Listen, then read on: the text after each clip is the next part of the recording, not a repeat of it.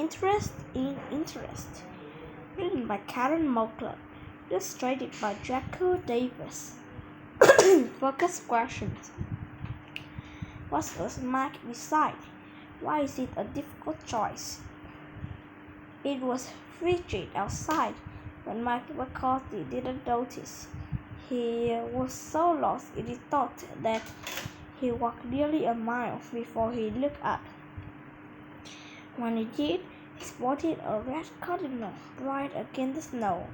This is forever, Mark told the bird. It was still a bottle. This is forever, he told a kid landing his front door.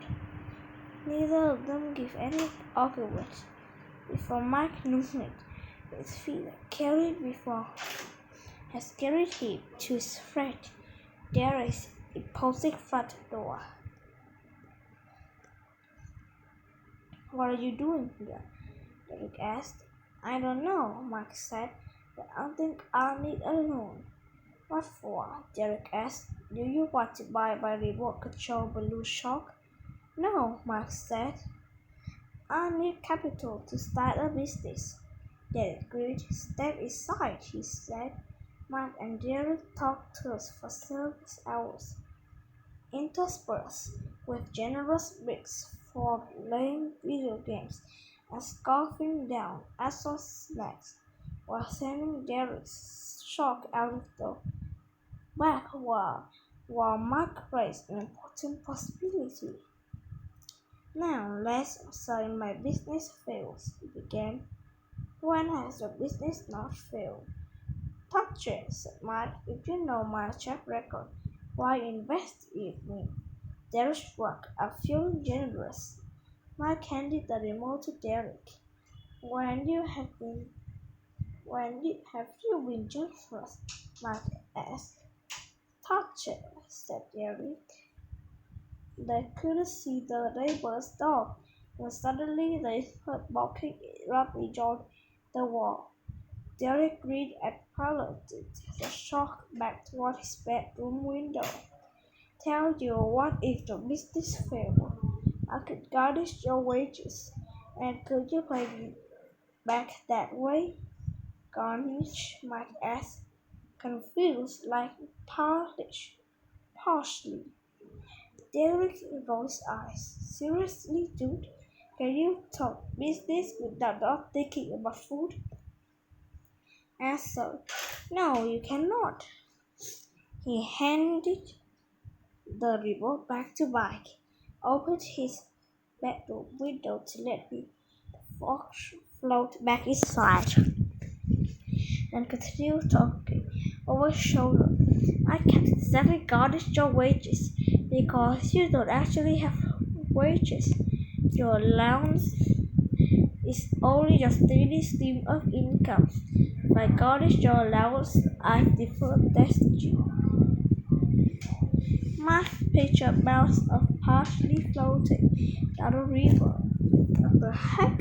I don't get it, he said. You get paid every Saturday, right?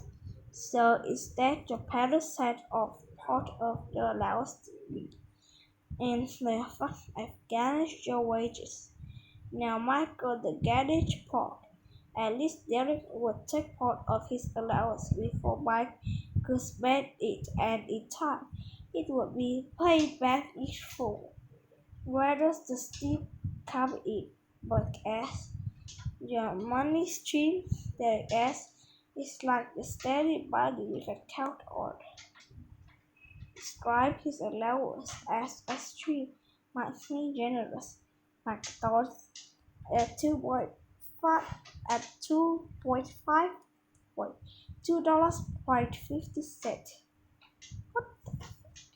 And if my business does succeed, we share the profit.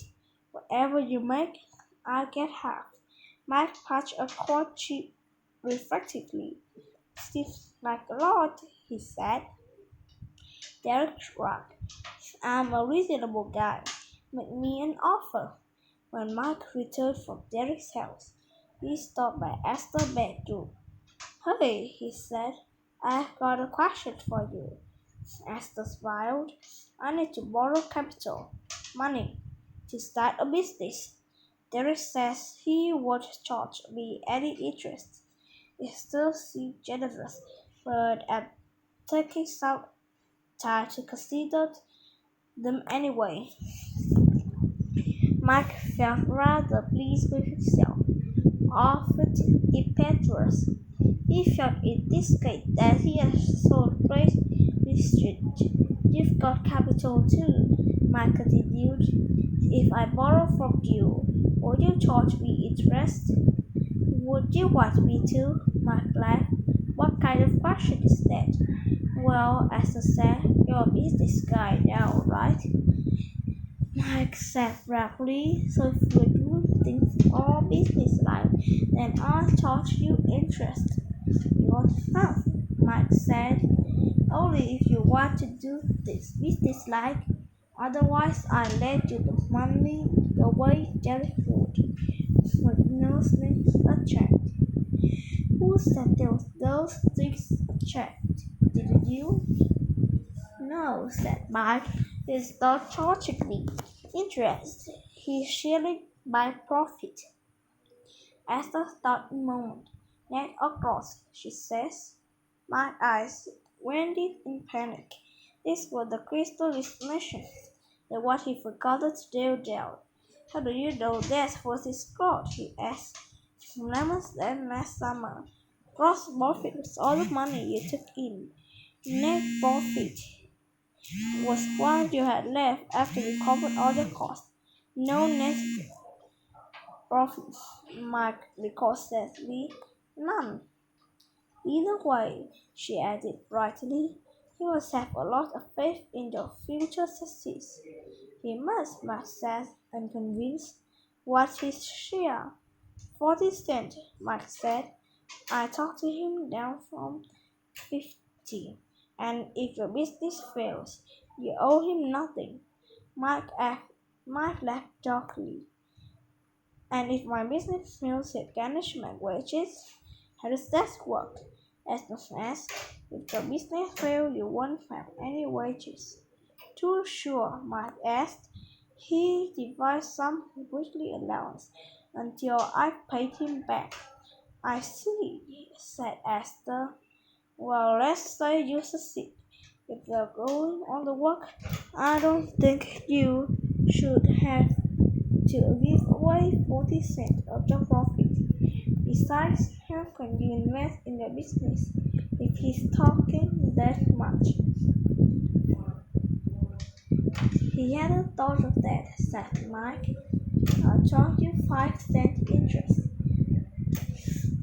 Esther says 5% interest. I think quickly if you want me to. And if the business fails, and if my business fails, I garnish your wages. Mark chewed his lip. Okay, he said. At last, let me think it over.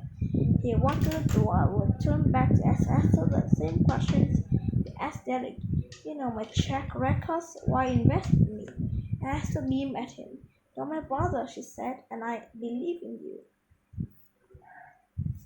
It was hard, but Mike holding off deciding between the two loan options. Later that week, Derek flew with his parents to a resort in Arizona to escape the cold. Mike always ate with dairy, but the next day when he walked alone into the cafeteria, he spotted Violet. As luck we found, the funky fashioner was sitting by herself. Mike moist over, casual but quick. Violet waved. He sat down. Together they laid out their lunches, and Mike laid out the two loan options. Well, Violet said he was done. Money is not my passion. What are you talking about? Mike cried. You're an amazing businesswoman. I mean girl, person. Violet smiled. Thanks, but my fashion is my passion. Hey, that's rhymes, says Mike. I don't know all this business mumbo jumbo. I mean, wage garnish. Is there some kind of parsley that's sprinkled on your paycheck? Max nodded in delight. I know, right? But it seems to me what you have to look at isn't just to offer the better deal in the short run, but in the long run. That makes sense, Mike said. But what if I don't make it to the long run? Either way, you get your wages garnished. Violet said, consider this. Your sister is charging you 5% interest on the loan. If your business ceases, you can pay off the loan with your profits and pretty soon stop paying her anything. And if my business ceases, I'll be paying Derek forever because business is forever. 40% forever, Wagler said, nodding so emphatically that her ponytail whipped round. Then you've kissed 40% of your profits. Goodbye. Forever. Mark gazed at her dreamily. Violet, he said, has anyone ever told you that in your eyes are really violet? Violet gazed back at him. Every day, she said. Ooh, connections.